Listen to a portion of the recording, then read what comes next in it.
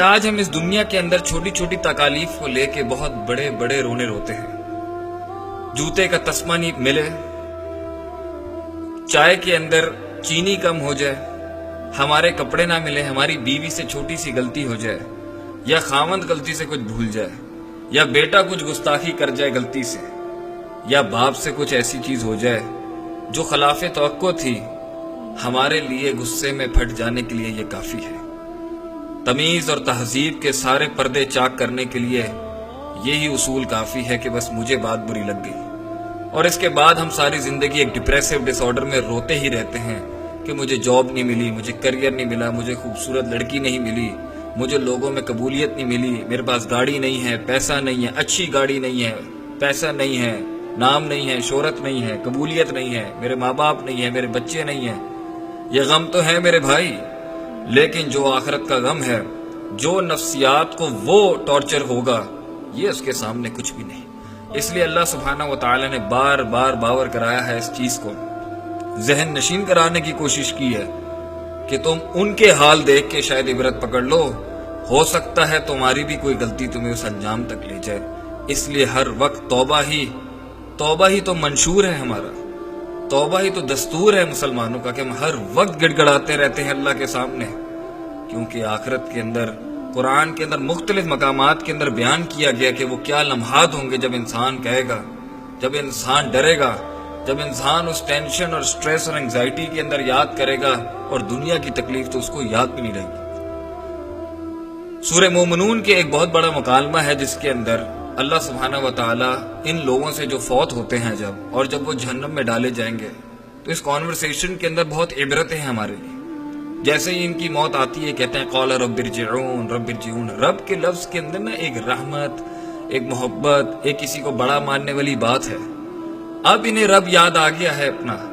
ساری زندگی تو اس نے اپنے نفس کی عبادت کی، اپنی سنتا رہا، یا میجورٹی کی سنتا رہا، یا معاشرے کی سنتا رہا، یا باپ دادوں کی سنتا رہا، لیکن اللہ سبحانہ و تعالی بحیثیت رب یاد نہیں آیا، جس نے پانی کے ایک نطفے سے اس کو بنایا، پھر اس کو پروان چڑھایا، اور جب اس کی ہڈی تھوڑی سی سخت ہوئی، مضبوط ہوئی، قد و قامت میں لمبا ہوا، تو اس نے بغاوت کا اعلان کر دیا اللہ کے سامنے، اس کے دین کے آگے، اللہ کے دین کے آگے جھکنے سے.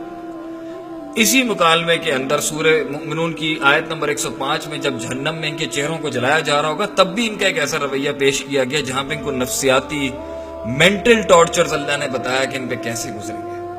الم تکن آیاتی تتلی علیکم، بتا کیا تم لوگوں کے اوپر میری آیتیں تلاوت نہیں کیا جاتی تھی؟ فکنتم بہا تکذبون، تو تم تھے ان کو جھٹلاتے.